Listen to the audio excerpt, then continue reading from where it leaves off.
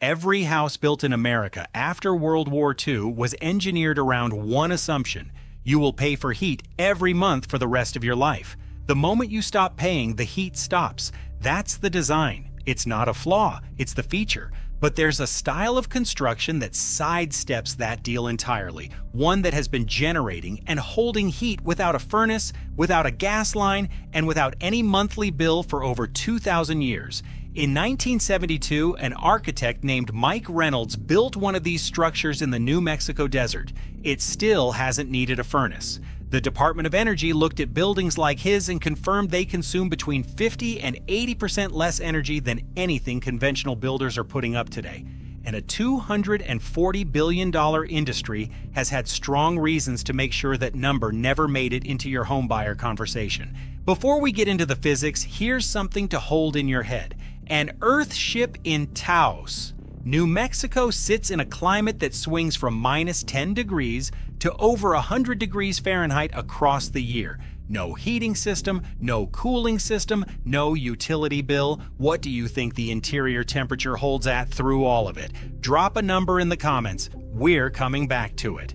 The entire concept rests on a property called specific heat capacity, which measures how much thermal energy a material absorbs before its surface temperature actually climbs. Stone and water sit at one end of this spectrum. They soak up enormous amounts of energy before you'd notice the temperature budge at the surface. Rammed earth and dense concrete work the same way. Wood absorbs far less. Air is nearly useless for heat storage. When sunlight strikes a dense earth or stone wall, the energy doesn't just heat the outer face and stop, it moves inward, working through the full cross-section of the material over hours.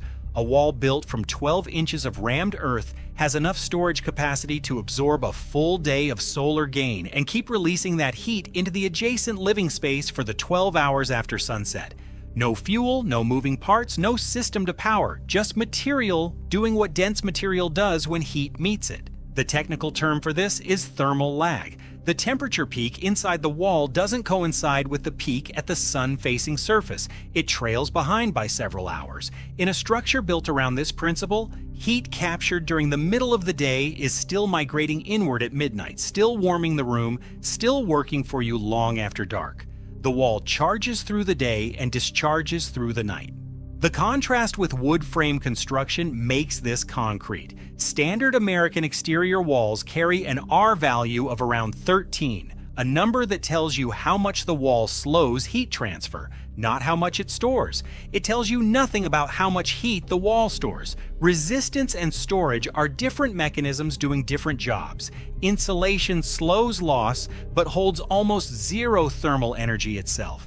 The moment a furnace stops, power outage, fuel shortage, unpaid bill, indoor temperature begins falling at roughly 1 degree per hour. After 72 hours, you're below 50 degrees inside. That's documented. In a serious winter outage, that design becomes a survival problem. Here's the thing that should stick with you. This physics was independently discovered by every major civilization that ever had to deal with temperature extremes. Not borrowed, not shared, arrived at separately across cultures with no contact between them. 500 years before Christ, Socrates described the ideal house to his students in Athens. Orient it facing south, he said. Let the low winter sun enter the living spaces directly. During summer, the sun takes a higher arc, and a correctly proportioned roof overhang stops it from entering. His student Xenophon recorded this in a text called Memorabilia, the oldest known written description of passive solar design. The physics hasn't required any updates since. Roman engineers scaled the same insight to a size that still seems improbable. Their Hippocos system used a raised stone floor supported by columns to create a hollow chamber beneath entire public buildings. One fire pushed heated air through that underground space and up through channels cut into the walls. The masonry absorbed that heat and held it. When the fire went out, the floor kept radiating warmth upward for hours. Emperor Caracalla's bathhouse opened in 216 AD, covered 27 acres, and served more than 1,000 bathers simultaneously. One fire, stone doing the rest. Persian builders ran the same logic in reverse. They needed ice to survive desert summers. Their solution was a structure called a yakhchal, a domed building with walls sometimes 6 feet thick, constructed from a mixture of packed earth, lime, sand, clay, and goat hair. Those walls absorbed daytime heat and slowly released it outward through the night, keeping underground chambers cold enough to preserve winter ice through temperatures climbing past 120 degrees. A surviving yak chal in Abarku, Iran, has been measured by researchers, a 70-degree temperature gap between inside and outside, 40 degrees interior, 110 outside. No electricity, no refrigerant, no machinery, just wall thickness. That structure has been standing for over 2,000 years.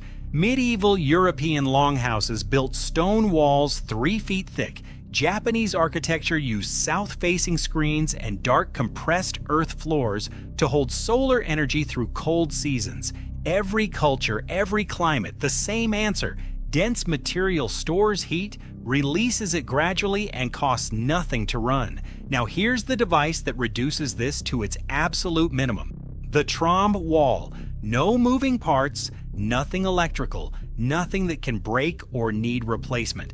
Dark masonry, 8 to 16 inches thick, is positioned 1 inch behind south-facing glass. Solar radiation travels through that pane and hits the dark masonry face directly. The dark surface maximizes solar absorption. The glass traps thermal energy in the narrow gap between them. That 1 inch spacing is not approximate. It's the distance required to generate a natural convection loop inside the cavity. Make it larger, and the effect breaks down. Without it, the glass actually acts as a drain, pulling stored heat back toward the exterior. With the gap correctly maintained, warm air continuously cycles between the glass and the masonry, driving more thermal energy into the wall's mass through daylight hours. Come evening, that stored heat radiates from the interior face of the wall into the living space behind it.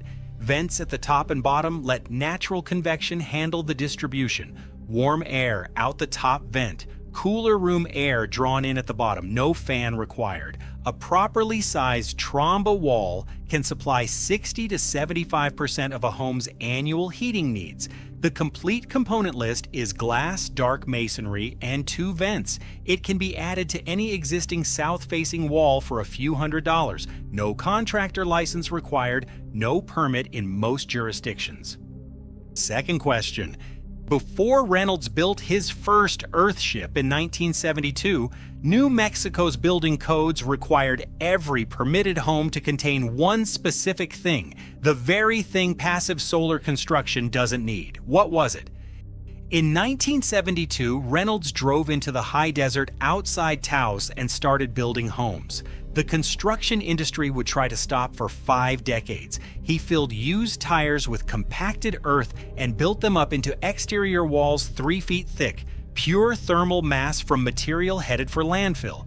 Every home faced south with a glazed greenhouse along the full front face. The remaining 3 sides were buried directly into the hillside, using surrounding soil as permanent insulation. Ground temperature at 6 feet deep holds between 50 and 60 degrees Fahrenheit almost anywhere on the planet year-round. 3 walls of every Earthship had a free thermal buffer that never changed and never cost anything. Here's the answer to the opening question. Inside an Earthship in Taos, where outdoor temperatures swing from -10 to over 100 degrees across the seasons, the interior holds between 65 and 75 degrees throughout all of it. No furnace, no air conditioner, no gas line, 0 energy bills for 50 consecutive years. That's documented across actual structures in an actual demanding climate, not a projected number. The Department of Energy put a number on it. Passive solar buildings consume between 50 and 80% less energy than code-standard conventional homes. Researchers at the University of Bath documented that rammed earth construction beats timber frame on seasonal temperature stability, retaining heat for longer, and moderating swings that standard insulation cannot adequately handle. Physicist Wolfgang Feist built the first structure certified to this standard in Darmstadt, Germany in 1991 and went on to establish the Passive House Institute in 1996. The result? Over 60,000 certified passive houses are now running across dozens of countries. each one verified at up to 90% lower energy consumption than a conventional code minimum build.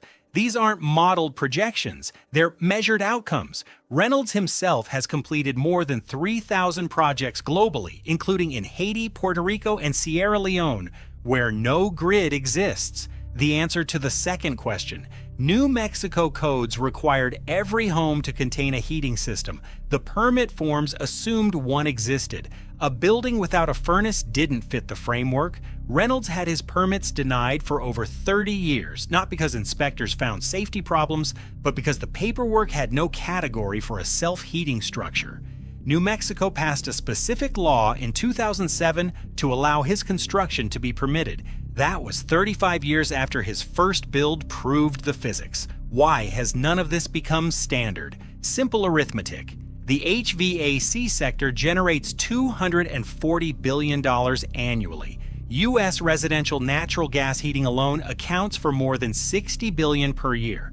A passive solar home doesn't buy a furnace, doesn't pay a gas bill, generates zero ongoing revenue for anyone.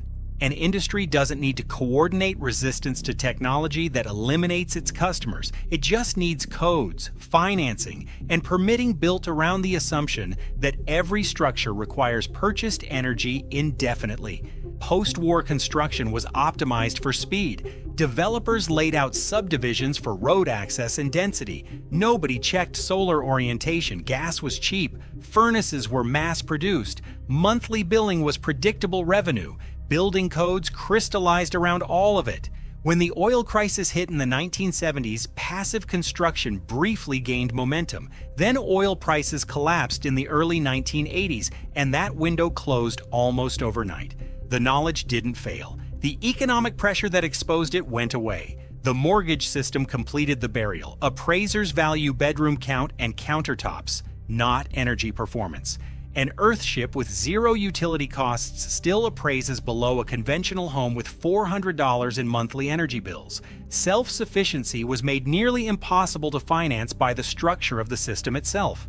The most dangerous home you can occupy is one engineered to need something you have to keep purchasing. Tell me in the comments, which part of passive solar design would be hardest to retrofit onto your current home? Orientation, wall mass, glazing angle, something else? I'll be reading every reply.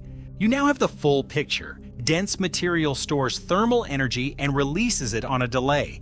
Every major civilization discovered this independently across 2,000 years. The Trombe wall reduces it to glass, masonry, and 2 vents. Reynolds built 3,000 structures, proving it works across 50 years in the real world. The Department of Energy, the University of Bath, and the Passive House Institute all confirmed the numbers from the outside. And the reason your home was not built this way is that a $240 billion industry structured its codes, its financing, and its permitting to make sure you keep buying heat every single month. The physics was never the problem. It has always worked. The only thing that didn't work was who stood to lose when you finally found out.